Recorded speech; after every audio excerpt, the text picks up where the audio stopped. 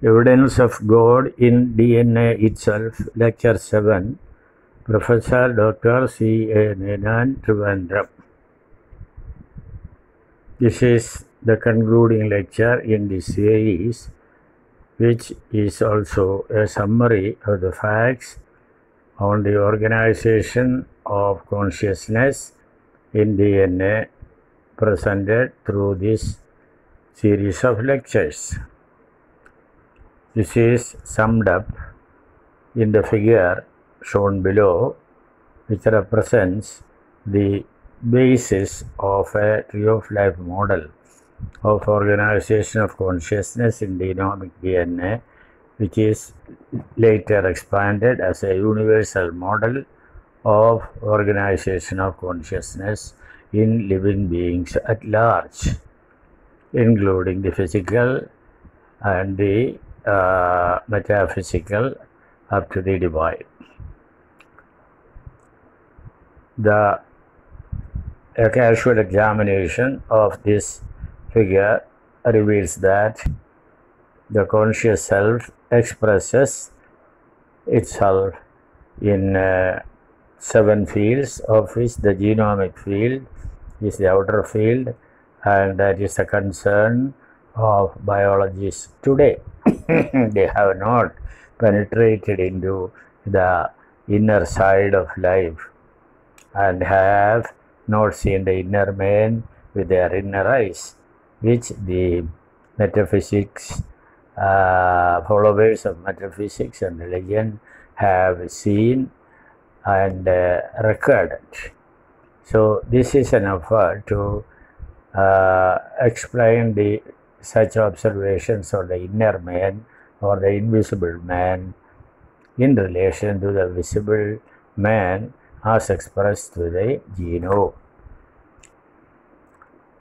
So the 7 fields presented here are genomic, then the psychic, then the soulical, then the alphabetic or the spiritual with its 3 fields: word, sign, idea, and finally the conscious self, as it is known to scientists and non-scientists alike. In fact, to the best of my knowledge, this is the first time that subtle entities like the psyche, soul, spirit, and self are related to life science with the aid of DNA archetypes. The advantage with this model is that it enables a holistic vision of physical life consistent with what metaphysics and religions teach on consciousness as the stuff of life and the self as its emergent reality. This is a base model of self-organization in DNA, which offers scope for further expansion into a universal model of fielding of consciousness in living systems at large, as I have already mentioned. Now, keeping this in mind, now we pass on to a consideration of how the infinite is structured in the finite genome in relation to the finite. So the picture given below, that is figure 1017 on page 189 of my book, footprints of the infinite in the finite genome. So this is based on the inferences I have gathered in this study, how the infinite is structured in the finite. So looking at this picture, the outermost circle is the double circle given as the DNA, and the rays are 64 rays, which may be called the TA rays, represent the language of life called the genetic code, structured within the genetic material. Now, within this circle are the 4 petal-like structures which represent the 4 letters of DNA RNA.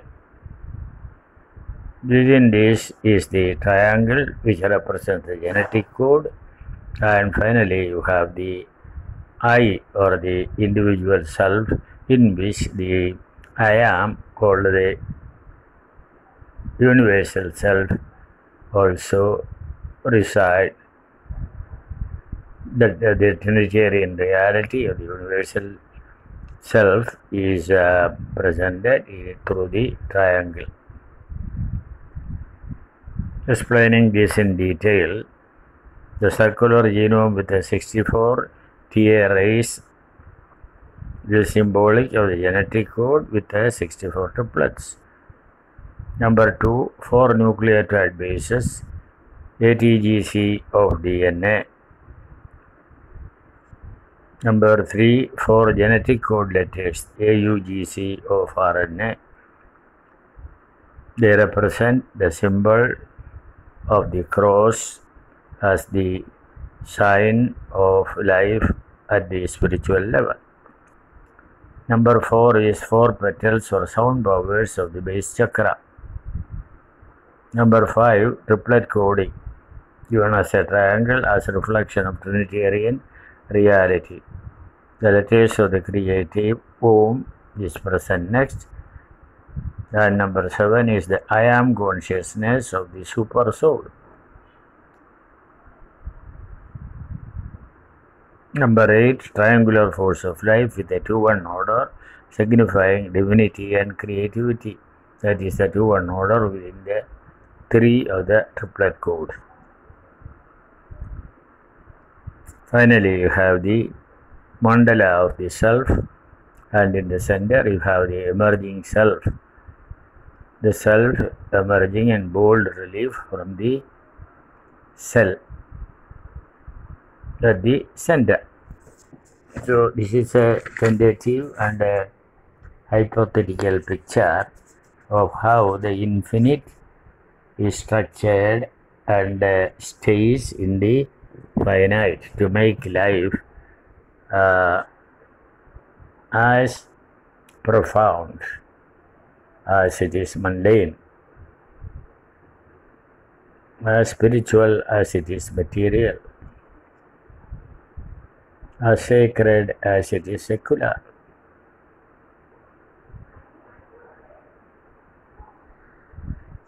Now, based on these two pictures and the inferences recorded pictorially in them, it is possible to make the following conclusions. Life science in its highest form is the science of consciousness. That is, the ultimate principle of life is consciousness. One can and must come to this truth via knowledge gained from discoveries of modern molecular biology, seasoned with wisdom of religions on consciousness as life principle. Unless knowledge of science leads to wisdom on the nature and meaning of life, there is no use of science except to improve the quality of material life, which no doubt is a great gift of science to mankind. As expressed through modern discoveries in medicine, agriculture, and related fields. Science must be used equally well to improve the content and quality of life at the spiritual level. Actually, the knowledge filter, as I call it, established by evolutionists, atheistic evolutionists, however, has filtered out the spiritual truths on life taught by religions, labeling them as anti-science. They have left in its place a whole body of unreal stuff like origin of life by chance, panspermia, direct panspermia, and so on. These include actually such concepts like the memes of Dawkins, memes and God memes.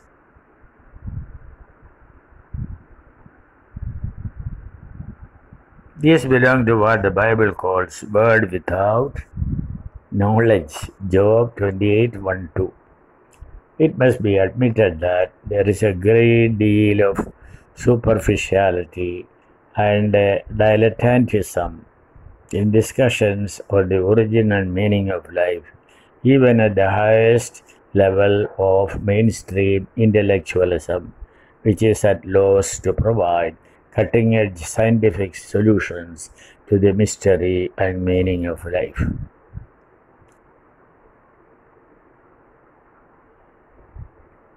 What we need is insightful and path-breaking or plane-breaking ideas and marshalling of irrefutable evidences that lead to the unknown in and through the known.